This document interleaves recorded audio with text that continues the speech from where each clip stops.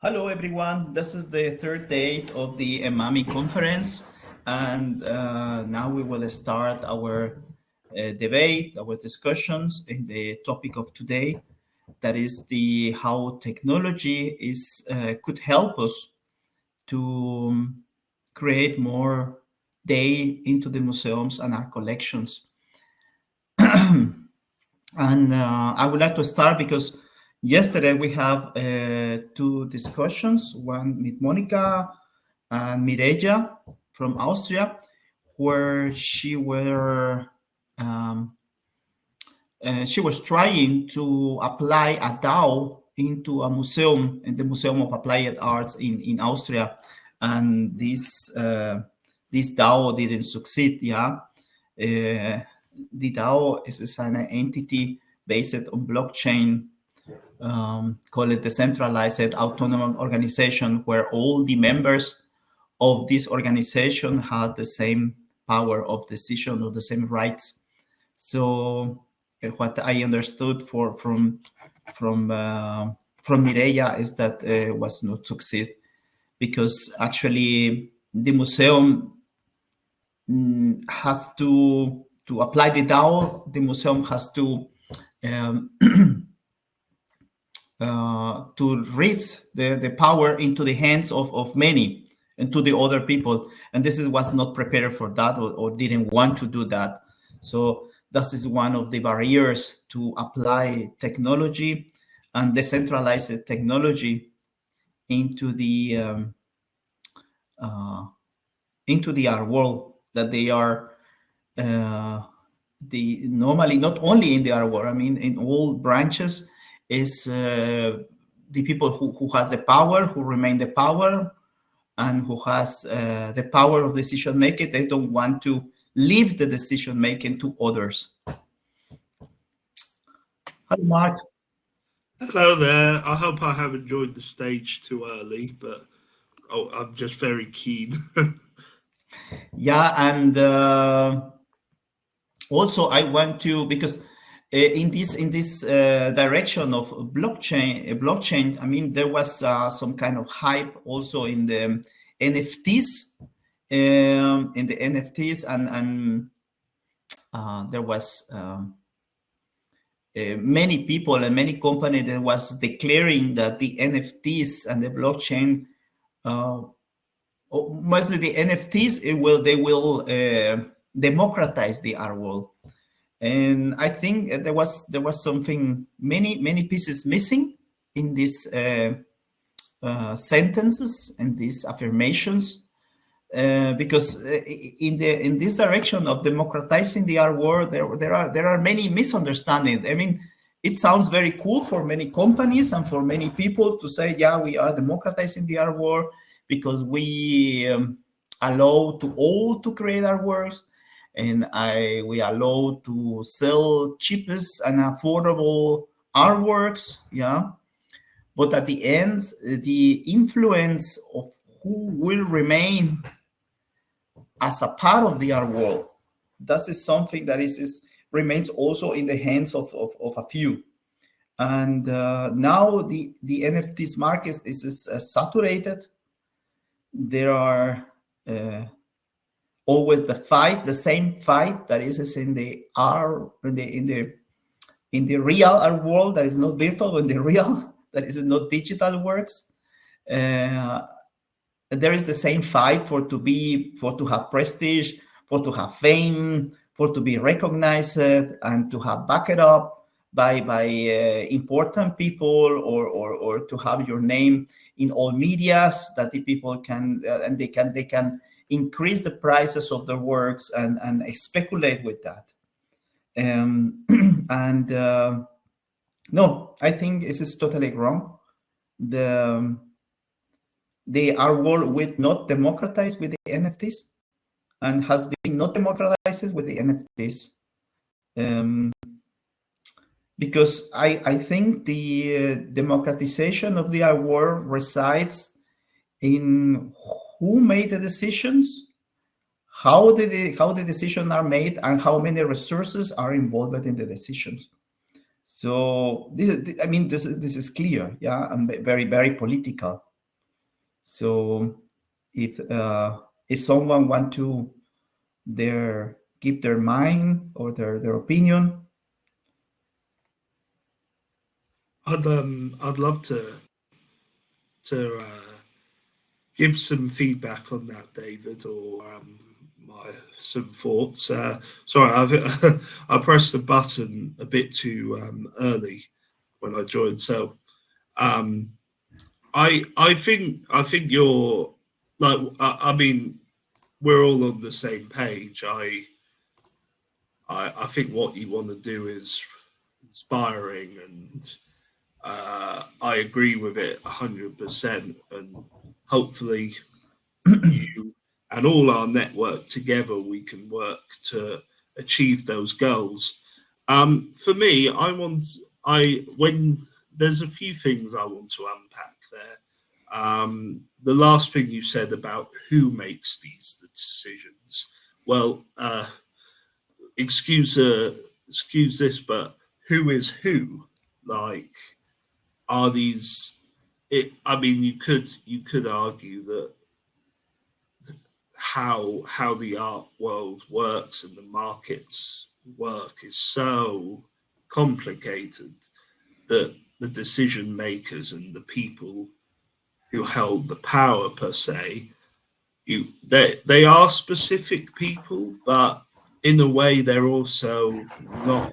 They're also an institution and a way of thinking and working. Sort of if you were to look at it upon Marxist theory about the difference between the base and the superstructure, where the base is all about the individuals and people and whatnot, but the superstructure is like the forms and the institution that is always there, but is always there to blame and exists to have a process of how a system works, but it's complicated to really pin it on any individual people. So I think it's the same in the art world, where we're challenging a superstructure where it's not just individuals, but institutions, which makes it more of a challenge, because it becomes unclear how we proceed to make those changes. But also on a more practical feedback, I think all your the metric system, and especially the pure taste indicator, I think a challenge I notice would be, I mean, I mentioned a lot about persuading people to sign up and, people to sell the idea, but also to explain the idea, because I suppose over time you would understand it better, but how do you explain it so people both understand it in entirety, but can understand it enough that they get it? I mean, it's that those are my points. Yeah. Do you want to say something, Sara, or maybe have you? I don't know if you read the papers or. Yeah, I read the papers. I feel like I jumped in late, so I wasn't aware of what happened in the first part of Mark's intervention. Maybe somebody can give me like a hint of the title of your whole. No. I was talking about about what Mireia yesterday pointed as her experience of how the DAO, the implementation of the DAO in the Museum of Austria didn't succeed. Yeah. And there was because they didn't want to leave the power to another people, and they wanted to remain the power. And it's something like that this is a challenge, in a barrier, in a way to to create more diversity, but because at the end, it has to be integrated a wider number of people in the decision making in order to reach these levels of diversity and inclusion. Yeah, and I think also Marina jumped on stage. I don't know if you have but a contribution, a burning question or comment you want to share. Hi everyone. Not yet. I still want to understand what you're talking about because I entered in the middle. You hear me? Yes. Okay. Thank you, Marina. Okay. Fine. I meant I could hear you fine. I mean, the pure taste indicator is a way to expand the number of voices, yeah, and in the art world, in a way to consider people who has knowledge and experience in art, and before they don't have influence in the art world. It's like a channel in a way that allows the people to make more influence in the art world, yeah. Does that include the people that hold the power that we're trying to challenge? Yeah, of course. They I mean, the voices and the rights is like this DAO, yeah, like this DAO that where everybody has the same rights and the same the same influence, yeah, in the system, yeah, and I think and the problem is that we have built the society some kind of democracy a representative democracy, yeah, and this is something that we used to name democracy to the democracy representative, yeah. And I mean, there are many kinds of democracy. This is not the only one, yeah. And the people, because this is always used to, they don't read, they don't used to think about it, yeah. And now, yeah, it's time to do it, yeah, and to say that there are many other options to create democracy, and this is there has to be heard much more voices and much influence for many other kind of people, yeah, and from other profiles and from other experience and people who has. I mean, I have met a lot of people in the art world who has a lot of experience, who has really a huge knowledge about art, about and they don't have influence in the art world, and another people they don't have influence. The daughter of a politicians because my friend is a very rich man, or I don't know, they have much more influence in the art world. So yeah, well, that's I suppose that's been the case for hundreds of years, hasn't it? Wealth has often been the way to be able to hold the power in the art world, whether that's Mr. Saatchi in more recent times, who created a whole British school of artists who, today are the most famous contemporary artists, Tracy M and Damien Hirst, whatnot. But it goes back to all the French dealers in Paris, and to name a few, but the names escape me. But all these and to try and I'm trying to make this more relevant, because Impressionist paintings, post-Impressionist paintings, I mean, I don't know about you guys, but it's some of the best art, historic art. It's, as an art historian, but if you know the story, then you know that everyone thought their work was silly and stupid. It wasn't art. It was like, what are these guys doing? They're just playing around and they're not doing what is. But the only way, I mean, obviously, it's a bit of a cliche that once you die, your art becomes whatever. But there were the ways that these artists in their own lifetime became more prolific and more into these kind of galleries is because of rich individuals or patrons, to put it another way. So I suppose that's not I suppose that concept of power, not necessarily having, any sort of knowledge or insight of art, but having capital and being able to use that capital to get stuff you like is what controls the art world, which has happened, that in that time, and hasn't really, agree or disagree, it kind of feels much the same. A little bit better because we're having these sort of discussions, and I think the progression of art conversations around art and who the audiences are has changed somewhat. But yeah,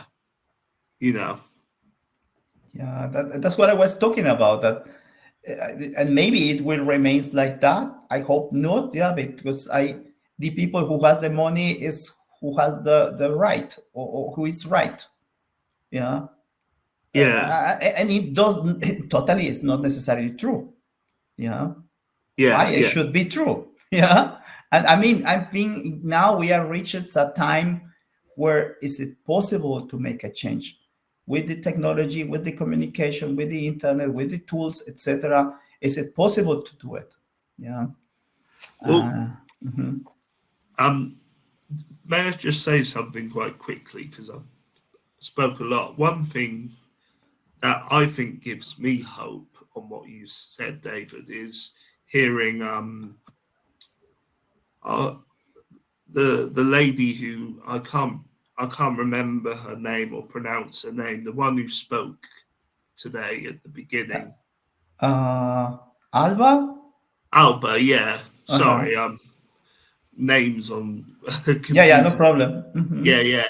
It gave me a lot of hope, because hearing what she had to say, and when she said about there's all these new companies or all these new people that are looking into exclusive experiences and technological ways to make art more democratic and accessible in Italy, because I always see Italian art institutions as quite conservative and unwilling to do these things. But if what I'd believe her over what I know in myself, but if those kinds of institutions if they're going somewhere, and you suddenly find the likes of Michelangelo or Raphael's opening up to be more democratic, then I think there's a good amount of hope. Yeah, definitely. It was super interesting. Yeah, how is it possible to start experiencing, or there are more offer to experience it, an exhibition? Yeah, there is not in the traditional way, but now in a new ways. Yeah, and this brings this democratic, and this is totally valid, as well as the world traditional. We are building new ways to experience art. To define an artist is important or is not important. To define that an artwork is good or is not good. We have to start building from a base new options, a new way to define that, because there is a traditional way and there is a classic way how all the system builds the value of the works and the importance of the artist and the experience of an exhibition. Yeah. And now is this time to start to expanding, to expanding not only this but also the number of people who influence in the decisions, independently from the origin of the sexual orientation or the race or the age, whatever. Yeah. I must admit, I could, from what I notice, I think I'm the only really British person or person based in the UK I've seen speaking or on attendance is I'm really surprised, because over here we a lot of this work we're talking about we're actively quite doing in all of not just London, well, ironically less in London, but a lot more spread across the UK. So I I hear all you speaking, and you're all so fantastic.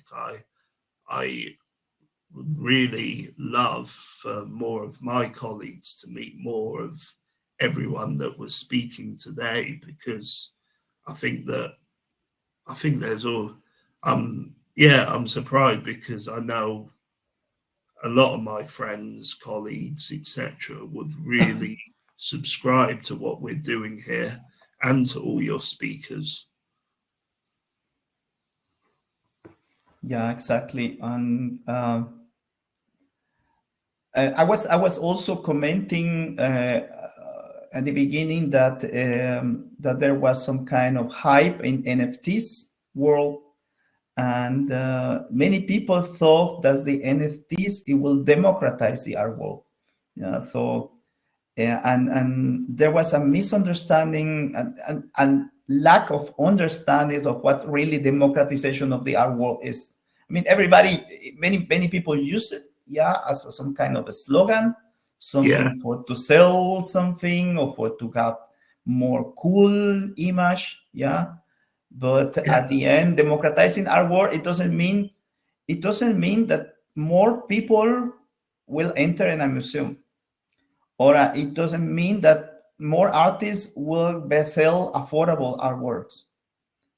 Yeah, this is totally a misunderstanding, and because at the end the art is built or is constructed in the history, with the history of art, and this is who remains in the history of art, who will remain, because at the end, in this next in 50 years, we will see who will be who will create art, because all the others, it will be forgotten, it will be vanished in the air, you know. What's the next era? Yeah, and only the ones who were showing in the most important institution, with the top collectors, with the top curators, and the expensive artworks, they will remain in the art world. Yeah, as part of what we consider art. Yeah, and in the case of NFTs, I mean, they thought they will democratize because anybody can create and push something. But now it fall in the same model as the non-digital, not virtual. Yeah. So the artists or people is fighting for recognition, for fame, for endorsement, for their works that have justify a higher value. Yeah. And yes, I mean, in this case of that technology like NFTs will bring they into the art world, I doubt this is the right way that we'll be doing. Yeah. I think what would be really a good idea, David, is either on ODBK's website or on the Wicker to have, like, you might have done this already, so apologies if firstly a definition of all these terms as far as you see it: democracy, equality, diversity and inclusion, but also like a mapping of how far things have gone and sort of a context, because I think this conference has really gone to show the amount of amazing work out there and from all different corners of the globe. So I think putting in your sort of standards, sort of the Pure Taste Indicator, the NFI, and all the other things that this conference and the organisation wants to put across. I think almost creating a database of each country of each different country that and how and what is the context of EDI in their art, in their contemporary art museums and galleries might be an interesting idea, because I don't know if others would agree with me, but we've heard we talk about in what we've done in inclusion. Chris spoke about it, what she did in Texas, which is a far cry from what Sharon was talking about in Israel. And I think, given we have such a broad network, we should also, wherever we've got people in different countries, build up a sort of background or context to what is going on in each country, and being able to compare like different ones and how far each one has come, sort to say. Yeah. I mean, this is very interesting, because I found a website or a company, an organization who was publishing who are the minorities in each country. I mean, this information, and we took also this because it was incomplete. We took the task to complete this list of and to review it of who are the minorities in each country, because this is also a start. To recognize who are the minorities that is so composing one specific city or one specific country. To consider. You could almost have a pure taste indicator of each country's attitude to EDI and art. One of the tools, and actually one of the projects that we are in the organization, the odbk, trying to build in the future, is some kind of soft or website where we can propose to the museums curated exhibitions, or some kind of exhibition where more curators from other part of the world participate in these exhibitions. I mean, this communication, this channel of communication of in the museum, it lacks, where there are more voices to hear. I mean, the topics that deal a museum, it could be also the same that it could be in another countries, and other curators who could have experience on that and could also co-participate and co-curate an exhibition from other part of the world. I at any point, Sara or Marina, come in and interrupt me, because I know I talk a lot, but I really like I like that, David, because what got me thinking is what I spoke at the end of what I spoke yesterday about my framework that I wrote on my dissertation about autistic curating, and the whole point of it was to redefine, reframe and change the narratives of how you curate experiences for the neurodiverse and autistic community. And the thing with what you just said about what's the minorities across the world, well, the thing with people with autism and all disabilities is that it's a minority that is in all countries, and then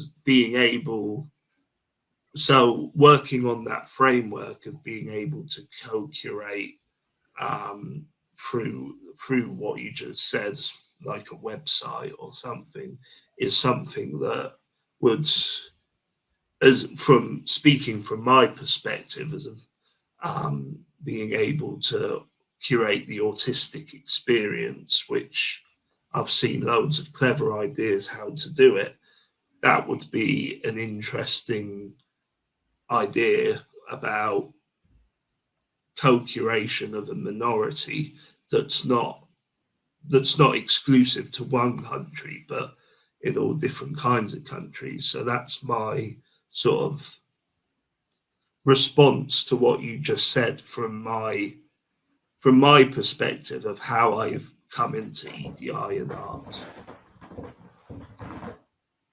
Yeah, I think from my perspective that there are, from one side, this unexploded or really so underexploded the technology. Yeah, there is a lot, still so much to do. Yeah, but I think it was always in the wrong way. It goes always in the way to, I have to profit. Yeah, I mean, I'm a software engineer also, and I have been working with more than 100 startups and internet companies, and had knocked my door, I don't know, like 5 different startups that want to sell our works through internet. Yeah, and they always broke. They invest money, they wait like 6 months, 8 months, and 1 year, and they broke. So this is the same idea. They don't evolutionate. They don't. There is no imagination. Yeah. Wow. Yeah. It's just, and there is still so much to do. There is a lack of understanding of how the system works. Or the other possibility could be to say, okay, yes, but it's impossible to do it, and the system will reject it. Yeah. I suppose in terms of selling work, it's got to be work that people want to buy as well. Yeah. I mean,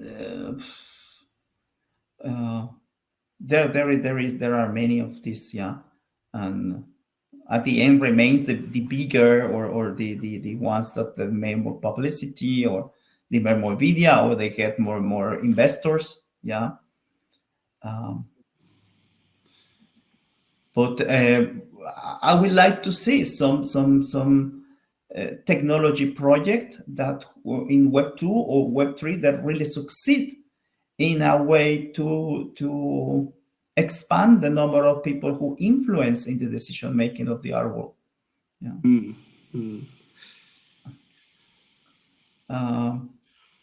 And yes, I mean, this is just my experience and my what we are. I think go, Marina. I can add something, but it's a whole new field of conversation about. No, I'm not sure we need to open it because it's totally another direction of conference about influencers and about globalization. I think that globalization and technology did open new opportunities for everyone, for artists, but for everyone, and in the same in parallel, influencers become the new artists in a way.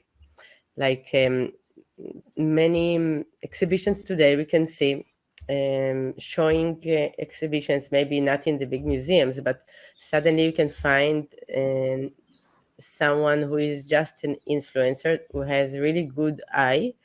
He didn't came from art world. I'm not saying if it's bad or good, it's what it is. And he has exhibition because he's an influencer. And I can say that in Israel, I do hear many times, even if I'm approaching exhibitions of artists, good artists, one of the questions is how many followers they have. Because no matter which venue, they want this artist will be an influencer as well and bring people. So it's I just wanted to add this, but it's a whole field of conversation. No, that is totally interesting. Yeah, this link between followers and the artist, because at the end, the followers, you can buy followers. you can buy 5,000 or 10,000 or 1 million followers for, I don't know, for a couple of €100 or a couple of $100. Yeah. And this is very manipulable situation. At the end, well, you have to review what is the quality of the followers. Yeah. And this is another I topic. can't speak about it because I'm not Uh-huh. I don't have enough knowledge to speak about this, like Mhm. followers, etc. But I do Mhm. can say that it's a new era of really thin line between being an influencer and a content creator to creator, art creator, and it's interesting research because if once Andy Warhol, Jeff Koons, there was like the celebrity artist in like while they are living. I mean, and yeah, of course I'm only now, but I mean, Andy Warhol was the first celebrity artist, that also use this position to do really interesting stuff, and I think that the content creator today, and I guess there is one of them, a few of them, which are also artists in their daily life, but I think it's interesting new conversation. Yeah, no, because at the end, these influencers are these people. They need the institution to justify what they are doing. They need the reference and the backup of the institution. You know? And then the question is the opposite. The institution needs them, and the institution wants the artist with the followers. Yeah, because they want to sell more. They want to sell more. Yeah, Tickets or just go and buy people passing by. yeah, they want to survive. Yes, maybe it's a fight to survive.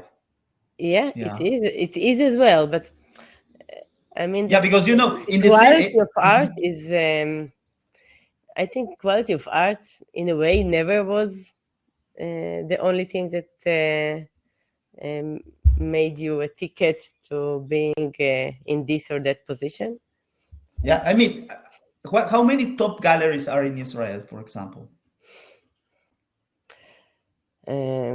At least 20. Not 20. at least, like we have a lot of galleries. I think that Uh-huh. comparing to US and Europe, Uh-huh. many galleries which are also good are not galleries that their main purpose is selling art. And from one hand, this is what make art in Israel really interesting. Like many galleries you will approach and you visit art exhibitions because the gallery is not like maybe do want to sell, but like it's not their purpose, and it's not the purpose of the artist who make the artwork as well. Like you can see it through the installation, like you can see he was not thinking about selling. So and this is makes the problem of all the economical part in Israel of art and finance, because it starts in galleries, for example. It starts in the places that exhibit the art, which not give you a space to sell art. They want people will come to the gallery, but and they want your name. I'm not really understand it from one hand, but from the other hand, this is what makes it really interesting scene. Yeah, yeah, because for example, in Mexico, the number of galleries that are considered top galleries, there are not more than 10. Yeah. And we are talking about in a country of 120 million. Mm-hmm. Yeah. And that by I don't know, but in the last, I don't know, Venice Biennale, in the last, I don't know, 8 or how many, I don't know how many, the artist is almost the same from this. They come from the same gallery. Yeah. Yeah.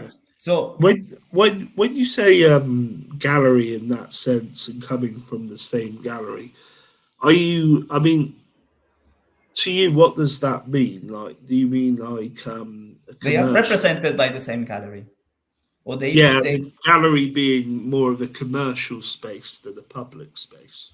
yeah, but they have power. They have Yeah, power with the decision making because they have money. Yeah. yeah, So as is very interesting. Or you have money, or you have fame.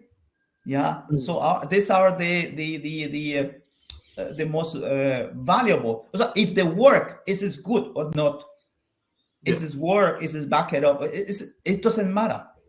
Yeah. yeah. It's like you say, like the influencer, okay, has many. I want this influencer because has many followers, but the quality of the work, yeah, it doesn't Do you matter. think? Do you think there's like maybe I want to say contradiction, but a conflict between the making of money? I mean, as contemporary artists who are, every artist works through their love for their passion, but the artists that want to sell their work, um, is there a conflict with that between democratizing the art world? Because democracy in of itself is supposed the money. I mean, the whole point of it is that in democracy everyone gets a say, but when it comes to selling art and artists wanting to make money, as opposed to installations to enlighten or educate, and not entertain, that's the wrong word, but open people's eyes to the concept.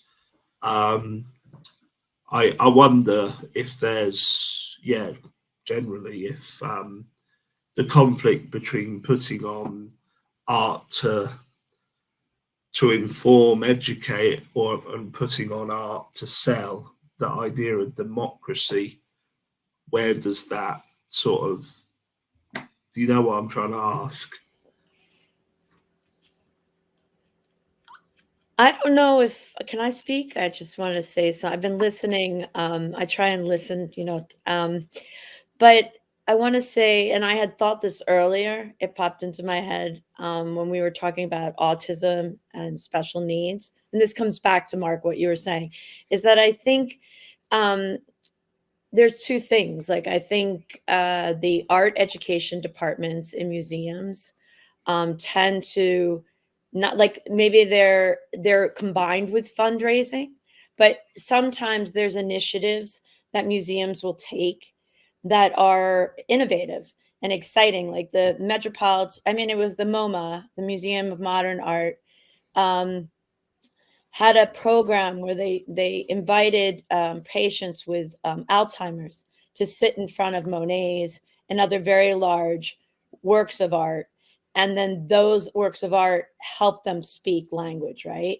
And what we find in America and maybe in other places, that like without that art education, without a museum in every county or every province, you want to say, I don't know, like different places have called them different names, it's hard to really create a Real history. counties. Yeah, to create a history that's like, I think, authentic, right? Or something that reaches the masses. And more monies, museums struggle already with so many, financial issues, but if more monies were put towards initiatives like that, I think, that's a big part of what we're talking about, right? Because the influencers, as you were saying, Marina, they've become the educators in a lot of ways. Like sometimes even me, like I don't even own a regular television. I'll be on TikTok and I'll be like, oh, this happened today. And then I like, of course, have to check the source, but they've become the news, the art historians, like that, like, so many things that maybe our governments aren't providing, to people. And then the museums are stuck with, big administrators costs and maybe not really supporting art education as much as they should be in unique ways that would reach people with autism. And maybe that would affect the market. I don't know. I wonder. I mean, I've got a lot to say from what you just said, Michelle, given it's my raison d'etre, say. But one thing that randomly I thought about what we were talking with influencers and online, I wonder. I'd like to hear everyone's view on this. We could, I think we. I'm not saying we should do it, but just in theory, we could have a whole EMAMI, a whole of this conference, but just on digital, social media, and all things like that. And I wonder, I'm not, that's not a proposition, but I'm just saying the scope in that has become massive now. And it's what all museums, galleries should, it's what everyone should be doing, all organizations. So to delve into that topic specifically on, I wonder, that could be a conference in of itself. I'd like to say a lot about what Michelle was talking about autism, but I don't want to speak too much, give people turns.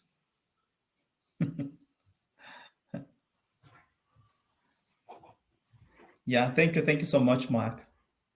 I don't know if someone else has a question or you want to participate. Can I just ask Michelle, where are you based in the US? You might have said on Monday. I'm in Jersey City, right next to New York. Like we can take, like I want to say a suburb, but sometimes they say it's the 6th borough, but I just think that's Jersey City making itself feel good. But I'm just like about maybe 10 minutes out. But I would want to just add that with what Marina said is that, and I don't know, I don't know if you heard this, but there was people who are trying to ban TikTok in America. And it's a place that I've been able to find like Black creators that maybe didn't have a voice in a larger setting. And I do my best to like try and follow, many creators that I would just never come across like in any other way. And I think it's a great place because it has a little bit of an entrepreneur spirit, right? That people could make some news or something, put something in about themselves, and within a day could go viral, which is kind of, exciting, I think. It is. It's without going into too much of the politics, I think definitely for the next 4 years, you won't get a touch onto TikTok unless there's a back channel, but God knows. But yeah, and it's well, I suppose it's. I mean, you guys in the USA, you're physically divided by a massive ocean, but perhaps in a way you're also divided by a discourse. I don't know, because speaking, I suppose, hearing your views, Michelle, and then comparing to what Chris was saying yesterday about in Texas, and it shocked all of us about it's illegal to do EDI things, which I won't, without making a gaffe, doesn't surprise me in Texas, but I suppose for you, I don't know, does it feel like in the USA that wherever you are, you're operating in a different context? I mean, like, as you know, I work for the DEI office, and there's been announcements that if there is a ban on funding because I work for a public institution, that could happen. I don't know if they'll make it a federal, if it'll be state, like state of New Jersey, which is very blue right now, luckily. But it is like a bit of a tightrope right now, walking on these lines between like TikTok and DEI and a lot of access to things that make our world more inclusive. And I think it's interesting that a lot of the I want to say jargon that's coming out of the new administration that will take place. That jargon is threatening DEI or threatening women's rights or threatening, immigration. They want to deport everybody, So it's I don't know how long I'm going to have things. It may just eventually all turn, to this. I have no idea. I find it just quickly. I find it funny your usage of the term areas being red or blue, because over in the UK it's the opposite. If it's we're red, we're very red at the moment since our last election, and you're very red at the moment in your recent election, but the completely opposite sides use those colours. So.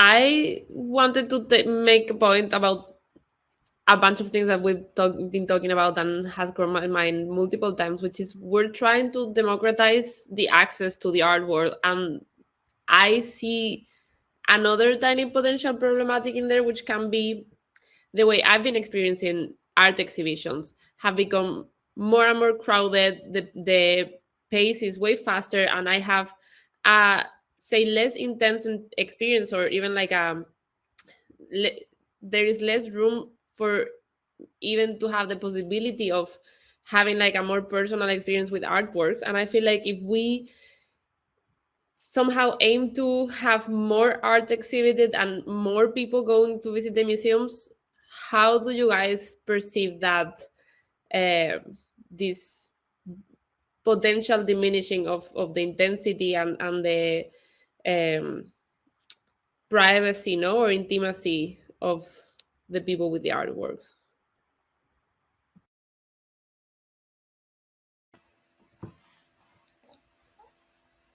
I think resides the experience with the artworks also in the communication.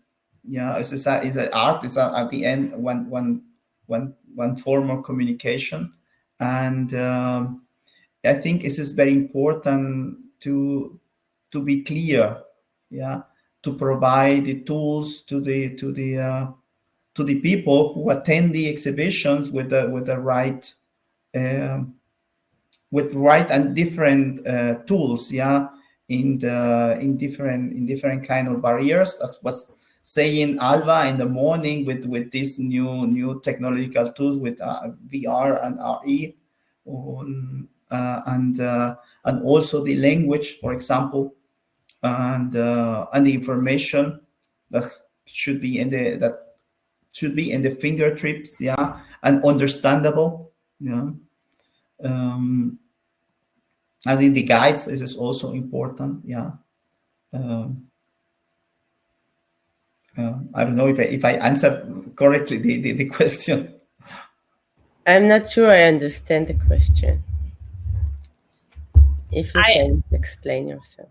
Yeah, I'm thinking if we try to make the artwork more democratic and trying to invite people not only to exhibit but to come to the exhibitions, ultimately I'm hearing constantly the word more art, more people.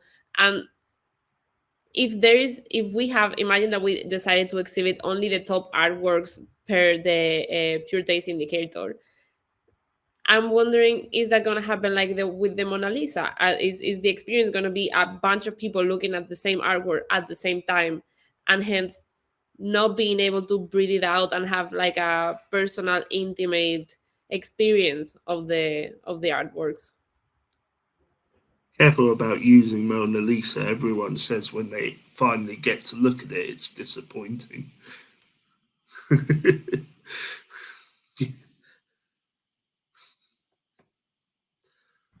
I don't know if that clarified the question for you, Marina.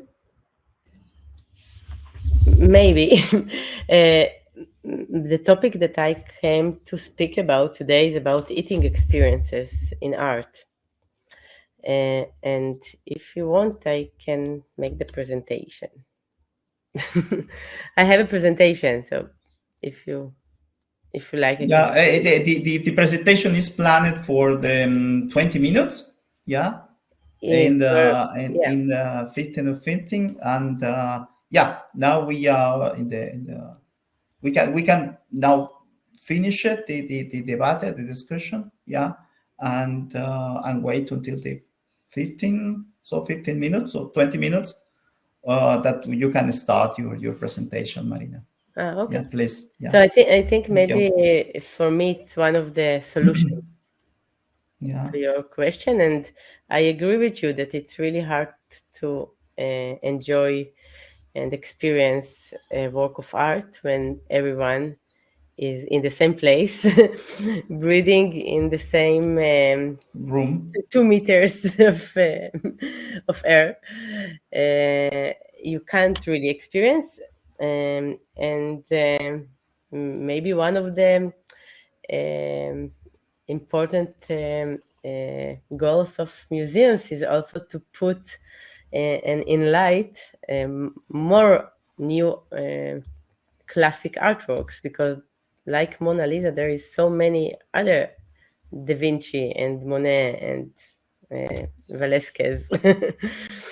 Yeah, but I think there are artists, for example, there has been an exhibition in the Yayoi Kusama. Yayoi Kusama has become some kind of mediatic self, how you call it, the Because self-portrait. she invented the Instagram room. Yeah. It was her creation in the 60s when there was Of no course, yeah. Instagram. I mean, there are no in the Berlin just passed the Andy Warhol exhibition also. In this kind of exhibition where are so mediatic that it comes, I don't know, like 10,000 people at the same time. Yeah. And there was some kind of line of 300 people. You have to wait 2 hours until see the exhibition. Yeah. I mean, but there are not so many exhibitions like that. I mean, there are some mediatic exhibitions where it's a trendy, where everybody wants to see it. Yeah. Everything is about PR. Good PR will make more artists like that. But it is, unfortunately, or it is what it is. And yeah, you need to be good. Yayoi Kusama, she's good. She's really good artist. But she also has a really good PR and a branch of right people working with her. David, can I just say, did you say yesterday you recently saw the film The Apprentice about Trump? I'm sure you're thinking what I am. That scene, he actually meets Andy Warhol, doesn't he? And he talks about, so you're an artist. So Yeah, exactly. what motivates you? And Andy Warhol just said, making money. Yeah, I thought I'd put that in because I remember you said yesterday. Yeah.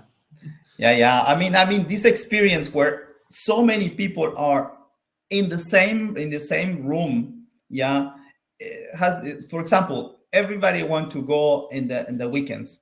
Yeah. In the weekend. So Sunday or Saturday is, they will be full. Yeah, exhibitions like if you are showing Impressionist, it will be full. Yeah, but if you go to another, I was in Rome in the visiting the different contemporary art museums. In the weekend, it was empty. It was we were like 5 people only, and there was an excellent feminist artist. Yeah, the exhibition, and yeah, there is trendy things of PR or maybe I don't know, and there are a lot of people that. But this experience where many people are says Venice Biennale, I don't know, this kind of events where everybody want to go. Yeah, and yes. With all things EDI and democracy, I think in my experience, museums are a lot more on board and trying to do the work than galleries and contemporary art. I think that's just my experience, though. You know, you guys could have different experiences of that. Mm-hmm. Okay, cool. It's true, because they have obligation to public, and Yeah. and they do want public will come. They also need to have. They also have responsibility for collect art and make a narrative. So it's not always can be Yayo Kosama, but they have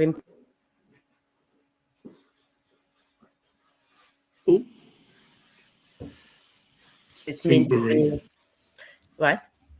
Marina, you just broke out up a minute.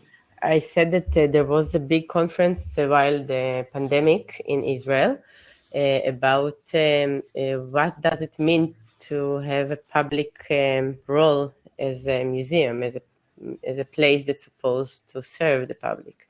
It was interesting. It was made by museums, by Tel Aviv Museum of Art.